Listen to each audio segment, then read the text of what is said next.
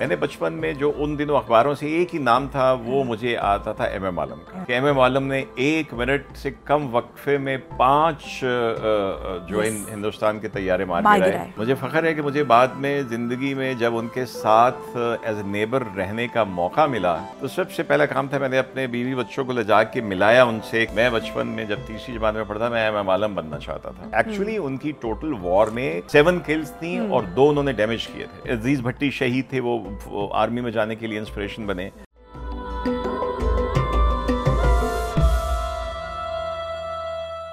Squadron leader M M आलम, लाहौर की एक बहुत अहम जो रोड है वो भी उनके नाम से वाबस्ता है और जो उनका कारनामा है उसकी मिसाल शायद दुनिया में कहीं पे मिलती होगी।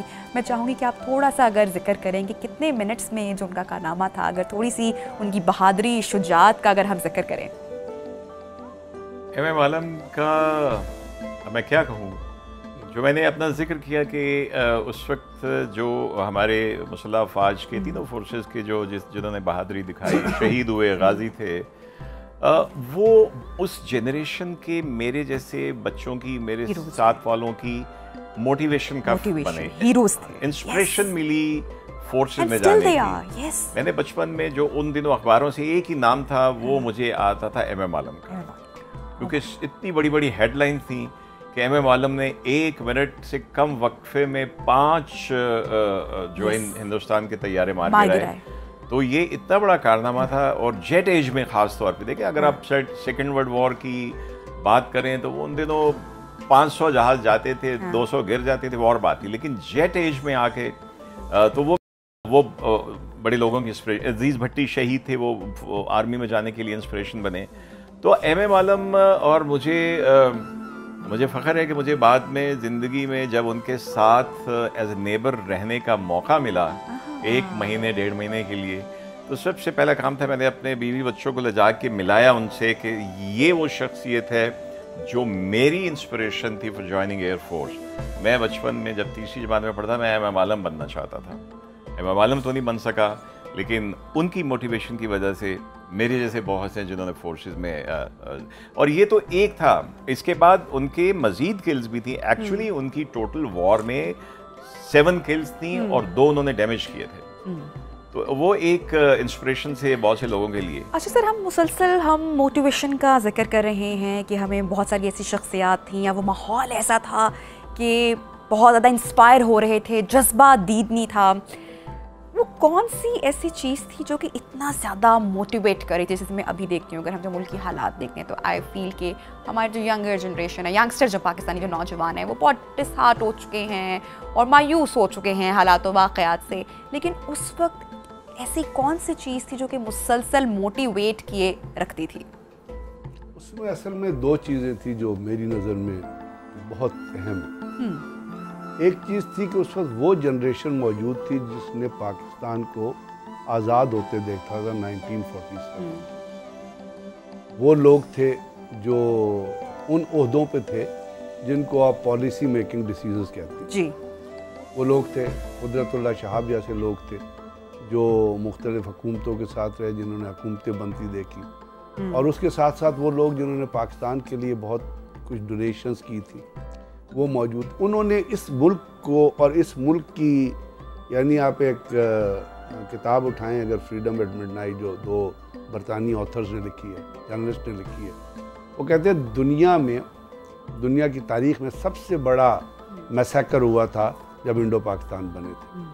औरतों का जो आबरू रेजी हुई थी, बच्चों को जो कत्ल किया गया था, बर्छियों पे जो लटा के मारा गया था, ट्रेनों को जो लूटा गया था, तो वो लोग थे जिनके अंदर एक जज्बा पाकिस्तान मौजूद था। दूसरी बात, जो यंगर जनरेशन थी, मेरे जैसे जो लोग ऊपर आ रहे, उन्होंने हिस्ट्री पढ़ी थी। मेरे स्कूल की किताबों में 14 पॉइंट्स भी पढ़ाए गए थे, सर सैयद अहमद ख़ान भी पढ़ाया गया था, अल्लामा इकबाल भी पढ़ाए गए थे, मीर तकी मीर भी पढ़ाए गए थे, उनकी मूवमेंट भी पढ़ाई गई थी, उनकी शायरी भी पढ़ाई गई थी। अल्लामा इकबाल की जो रूह है और अल्लामा इकबाल का जो कलाम है, उसके मुताबिक हमारे स्कूल में सेमिनार हुआ करते थे जब हम छोटे छोटे थे, और हम सुनते थे अपने बड़ों से कि पाकिस्तान बनने की असास क्या थी। कायद आज़म की लाइफ हिस्ट्री थी, लियाकत अली ख़ान के बारे में पढ़ाया गया, सरदार अब्दुल रब निश्तर के बारे में पढ़ाया गया, सर आगा ख़ान के बारे में पढ़ाया जिन्होंने पाकिस्तान के लिए इतना पैसा। ये वो चीज़ें थी जो स्कूल में पढ़ाई गई थी। अब जब आप एक चीज़ पढ़ते हैं, फिल्में इतनी ज़्यादा नहीं होती थी, फिल्में तो लगती थी सिनेमा में, ठीक है ना, और सिनेमा में हमें फिल्म देखने की इजाज़त नहीं थी। अगर देखते भी थे तो एक दिन आधा एक फिल्म देखने जाते थे, एक दिन हाफ टाइम तक देखते थे, वापस आए थे तो दूसरे दिन दोबारा टिकट लेते, हाफ टाइम के बाद देखते थे, घर से मार पड़ती थी।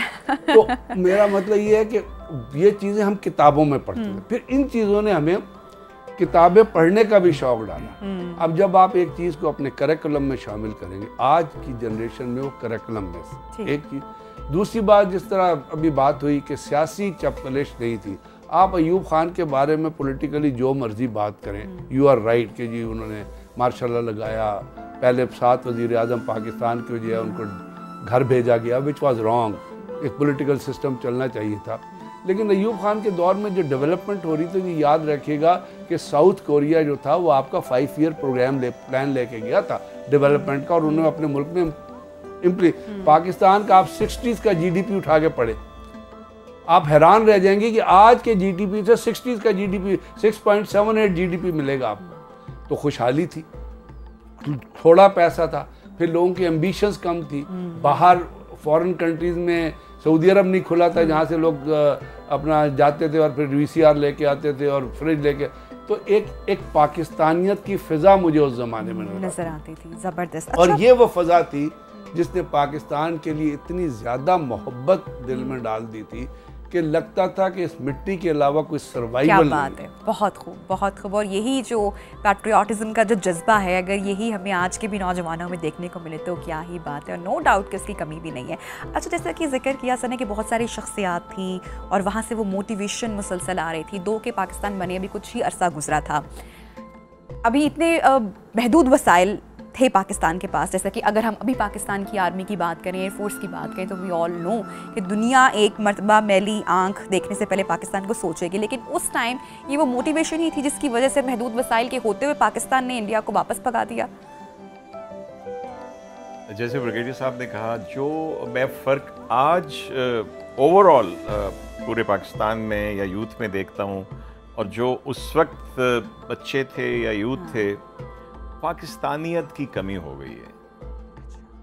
That's why you understand. जैसे सर ने कहा, हमारे माँ बाप ने हमें बताया पाकिस्तान कैसे बना था, क्या क्या मुश्किलात आई थी। आपने कोई दीन कबूल करना होता है तो उसकी किताब को याद करना होता है और उस पर अमल करना होता है। अगर आपने मुसलमान होने अच्छा तो कुरान को मानना पड़ेगा। अगर आपने पाकिस्तानी अच्छा बनना है तो पाकिस्तान क्यों बनाया गया, इसकी बनने के ऊपर आपका ईमान होना चाहिए।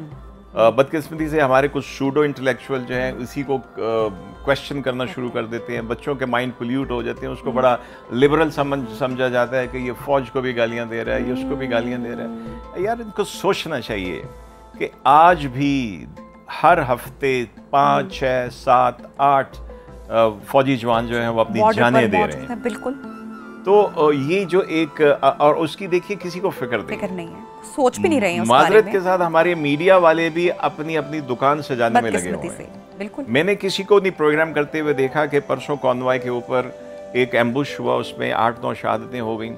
सबको फिक्र थी, फला एक सियासी कारकुन ने ये कह के फला पार्टी की पीठ में छुरा घोंप दिया। अरे भाई, For God's sake, सियासी इख्तिलाफात से हटकर सियासी इख्तिलाफात से बालातर होकर सोचना चाहिए।